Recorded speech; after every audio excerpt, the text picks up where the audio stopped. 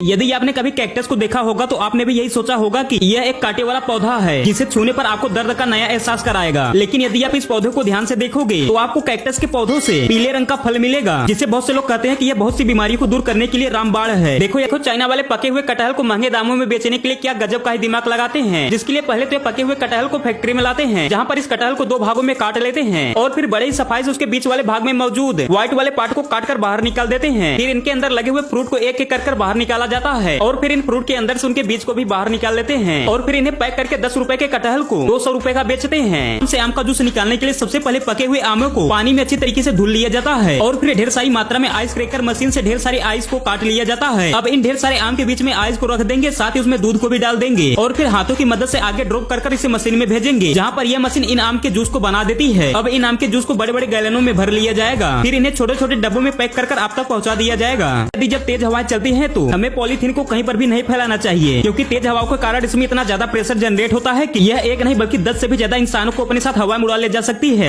ये आदमी नदी के किनारे मछली पकड़ रहा होता है और तभी उसे नदी के किनारे एक मछली दिखती है और यह आदमी जैसे ही उस मछली को पकड़कर बाहर निकालता है तो यह मछली बहुत ही अजीब तरीके से अपने शरीर में हवा भरकर अपने शरीर को फुलाने लगती है। दरअसल इस फिश को पफर फिश कहते हैं और इसे जैसे ही खतरा महसूस होता है तो अपने शरीर को इस तरीके से फुला लेती है। देखो, जहाँ इंडिया में लोग नॉर्मल एग को खाते हैं, लेकिन वही चाइना में ऐसा बिल्कुल भी नहीं करते, बल्कि वह लोग मुर्गी के अंडे को सबसे पहले दही में डुबा देते हैं, फिर इसके ऊपर से कुछ इस तरीके से रेतीली मिट्टी लगा देते हैं और ऐसे ही 1 महीने के लिए रख देते हैं और फिर यह लोग इसे बड़ी शौक से खाते हैं, क्योंकि उनका मानना है कि इस तरह के अंडे को खाने से वह हेल्दी रहते हैं। क्या आप जानते हैं जहां इंडिया जैसे देशों में नॉर्मल टॉयलेट सीट का इस्तेमाल करते हैं, लेकिन वहीं देखो जापान जैसे देशों में ऑटोमेटिक डिजिटल टॉयलेट सीट का इस्तेमाल करते हैं और जैसे कोई आदमी इसके पास जाता है तो इसमें लगा सेंसर उसे डिटेक्ट कर लेता है और खुद ही ऊपर के कैप को खोलने के साथ ही उसके सारे फ्यूचर को इनेबल कर देता है, जैसे कि टॉयलेट का टेम्परेचर मेंटेन करना और गंदे हुए जगह को फिर से साफ करना। और फिर जब कोई इसमें मामला जैसे ही साफ कर देता है तो इसमें लगी पिचकारी उसके पिछवाड़े को प्रेशर मारकर धूल भी देती है। इसके लिए एक लाइक तो बनता है होगा, लेकिन साथ ही आपने कभी इस तरह के बंदर को देखा होगा, क्योंकि यह बंदर के एक खास किस्म की प्रजाति है जो कि देखने में बहुत ज्यादा क्यूट और बहुत ही फ्रेंडली होते हैं। लेकिन इस तरह के बंदर अब दुनिया में बहुत ही कम मात्रा में रह गए हैं, इसीलिए इन्हें संभाल कर चिड़ियाघरों में रखा जाता है।